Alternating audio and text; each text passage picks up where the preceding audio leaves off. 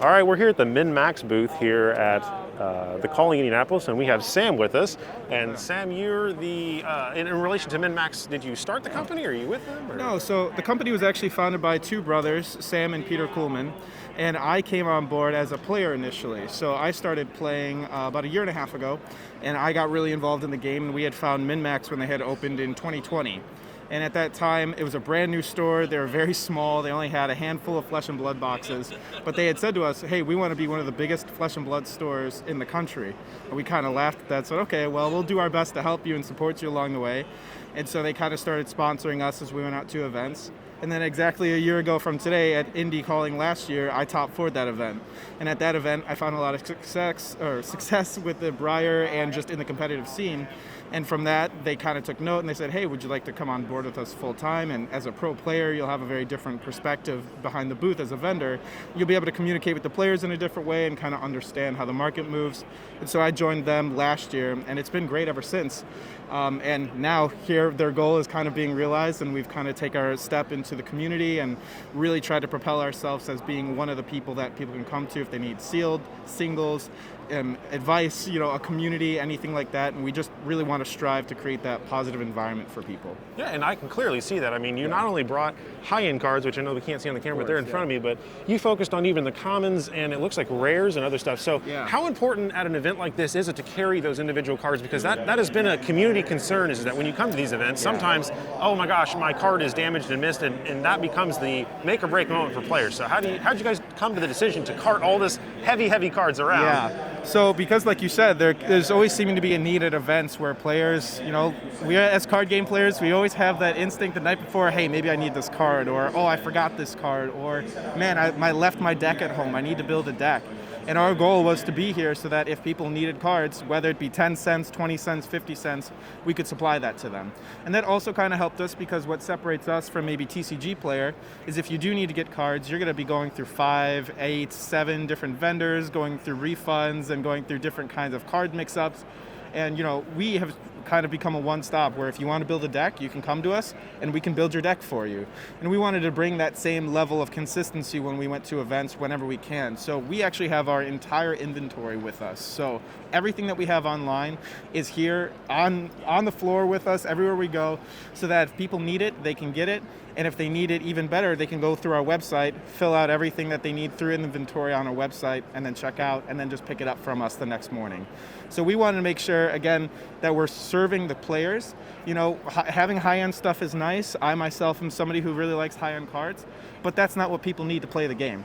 A $500 Snapdragon Scalers does the same thing that a 20-cent Snapdragon Scalers does, and they're both going to serve the same purpose, and people will need them from all different varieties, So just being able to serve people in the ways that they needed is the best way for us to be in the center of the community that we felt. And I respect that too, because, I'm not necessarily made of money, but it's always neat to see the high-end cards, and somebody cracked an alpha box over there, and I was just amazed at seeing some of the cards, but at the same time, like you said, the unlimited version is just as fine to play in the game. Of course, yeah. Now, when it comes down to the make or break moment of the day of a calling like today, what percentage of players would you think come up and say, oh, I need a card right now at the last second? And how do you maybe fit into the savior component to making sure that player can have a great time at the event? Yeah, we get that all the time. Someone will run up to say, hey, I found out that I forgot this card, or even I got deck check and they said that one of my cards is curled, or I need a different card. And we'll get them the card they need, send them, be like, hey, go play your game, come back afterwards, you can pay or just leave something with us, and that's no problem.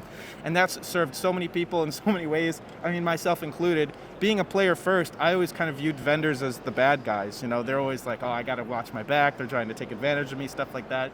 And then when I met Sam and Peter, I'm like, wow, these guys are kind of cool. Like, they're actually kind of like players, because they were players first before they owned a store, right? And they also play all the games, and they have that perspective. So being players first and then being vendors, I think, gives us a good perspective of saying, what do players need, what do they want? Because we've all been in these situations too, You need the cards, you need to play the game, and that's what we want to do for them. So that's always been a great asset for us. Well, that's fantastic. And again, as I look around, you have sealed product, you have a bunch of more sealed product underneath there. So at this point, I know that one of the contentious points is that as the game grows, some of the older sets, such as like WTR and Arcane Rising and even Crew, there are cards that were omitted when they reprinted, let's say, History Pack 1. Yeah. Going forward, like some of those individual cards that were not included in that set, do you see that being problematic as a store owner going forward, as a store, trying to purchase, buy, sell, or players needing those or access to those staples going forward, or maybe they're not staples now, but they will be in the future? Yeah, and I think History Pack is starting to realize itself a little bit more now than it was initially on release, because when it first came out, it seemed to just kind of flood the market unnecessarily with cards that people could easily access between just getting Welcome Rathe, Arc, or Crew. But now that those are starting to dry up, we're starting to see more of an influx of people buying History Pack. More History Pack is getting injected into the market, so prices are starting to stabilize. But in reference to, obviously, Command & Conquers, Enlightened Strikes, the Fableds, Tunic, I really do think that if we want to create a market that newer players can enter into and have accessibility to the higher end cards, there needs to be a little bit more reprints that will be able to provide that to the community. Like Command & Conquer got a reprint, but it wasn't what we needed. It was a $400 reprint, right? Yeah. It's cool, but it didn't serve the community in the way that it needed it for the Command & Conquer. You think they'll ever stick them in a starter deck or some sort of CC, maybe like a Rhinar versus Dory, but an advanced version later down the road? You see that as a possibility? Or LSS is very respectful to the community of trying to make sure that collectors have what they're needing and they're not trying to destabilize the market in a certain way that loses value for them, but they also do want to aid the player. So I would love to see a structured deck, a commander or like starter deck with a Tunic in it or something. Now how that would affect the market, I don't know. But in terms of if players need it, they do. And even on another layer of that, now with Japan getting into the game, that market is going to be very, very big. That market is crazy. And myself, other vendors that we've been talking to, the Japanese players are very dedicated to the game, and I see them having a massive influx into our market as well, purchasing many cards. So moving forward this year, that's going to be not an issue, it's a good problem to have, but it's something that does need to be addressed for sure. So last question I have on my mind is, I used to be a Magic the Gathering player. I've played other games, Pokemon, Yu-Gi-Oh, things like that over the time. Have you seen a conversion factor or an increase of conversion factor recently due to either outside events or just interest in the game? And if so, can you maybe explain that to why a Magic the Gathering player might be more interested in Flesh and Blood at this point in time? Yeah, I mean, specifically within maybe the last 2 months, even just within our local community, I think every week we've gotten at least 1 to 2 new people who have come into the game, who have never played it or were Magic players that are now getting into the game. And I think now is one of the greatest influxes that I've seen maybe since Monarch, when we had Monarch release, which is when I got into the game, when we had the huge market pop. But that was weird. Time. But I think it's good. It's definitely good. And I think if anyone who is coming from another game, whether it be Yu-Gi-Oh, Magic, Pokemon, I think Flesh and Blood fills a very valuable niche in the TCG world right now of being the competitive game. That if somebody wants to get in, play at high-level events, win money, dedicate time, and put a lot of effort into, you'll be rewarded in that sense. But not only that, the thing that I say that is the best part about Flesh and Blood is the community. I always say this, but Flesh and Blood literally changed my life when I started playing the game. The people that are now my friends, I associate as being family. The people I see every week in my community are some of my closest friends and what I look forward to most in my life. And I think that's the greatest aspect that Flesh and Blood has going for it, is if anyone is interested in the game, there is a very welcoming and positive community that is always willing to help and welcome new players into it. That's been my experience. That's what the community we try to foster within our own store and our own community of players. But even going to all these events, I could count on one hand the amount of negative experiences I've had, and I'm sure you could probably say the same. Yeah, absolutely. Right? The community has been just fantastic, and I'd say from the, I don't want to say toxic Commander era of what I saw in Magic, but I won't go down that path. But long story short, yes, the community has been great so far. Yeah. Last random question, which is interesting, is I know you guys got some Outsiders spoilers. So what do you think so far? What's your inkling toward this upcoming set? What do you think? So my first hero that I really loved was Katsu, so I'm extremely excited to see what they're going to have. I mean, the new Ninja spoiler is crazy. It's exactly what I wanted. I've been wanting branching combo lines forever, and I think that's going to be super cool to see.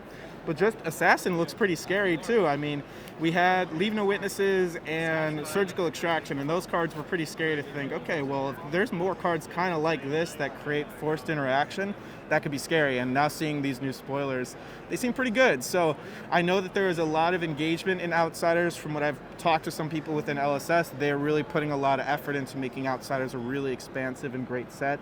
And I'm hoping to see more of a return to that classic mid-range flesh and blood gameplay style, blocking and attacking and having more value exchanges, because I think that's when the game shines the most. And I feel like that's what they're trying to bring back with Outsiders. You're not sitting there waiting for somebody to for example, storm Tendrils of Agony and just, or even sometimes that Kano combo that you're sitting there and they're doing math for 20 minutes. And the drama, like just give me some more weapon, hand-to-hand, mid-range combat, and if that's what we get, I'm very excited to see that. And I think I hope and I think that's a direction that they're going to be moving in with Outsiders. Now, I see you have a lot of Blitz decks over here and the classic battles. With the new advent of these 6, I guess, Blitz decks that are coming in Outsiders and the 6 History Pack ones, do you think that's going to be a great gateway to enter people into the game? For sure. I think the Blitz decks are the best way to get into the game. I think the Dory Rhinar Classic Battles was good for what it was, but myself, I got into the game with Blitz decks. A lot of my friends got into the game with Blitz decks. And I think it's just a really easy, accessible entry point to the game where you're getting good cards, you're getting mechanics that are represented at a higher level, maybe just in a smaller complex, but they're still giving you the meat of the game. And so with these new structures, I mean, it's getting crazy to think about how many active heroes are in the game now. It's getting to be a lot. And so it's starting to get a lot to juggle, and that can be intimidating to a new player, but the Blitz decks are still really great microcosms, and they capture the essence of the heroes really well that I think is transferable to when you want to expand into Classic Constructed. Awesome. Well, again, thank you so much for participating in this. Thank you. Do you have any final messages you'd like to say, or maybe check out MinMax Games for some of your single needs? Yeah, I mean, so you can always find us online. We're on Twitter. We're on. We have our own website, MinMax Games. You can also see all of our fab singles through MinMaxGamesFAB.com. I personally just want to thank everyone who I see at all these events and come say hi to me as a player and just as a vendor. I love this community and I love this game, and I just am very excited to be at a point where I can give back and assist the community in different ways. So I appreciate it. Thanks for talking to me. Well, thank you, sir. Appreciate it.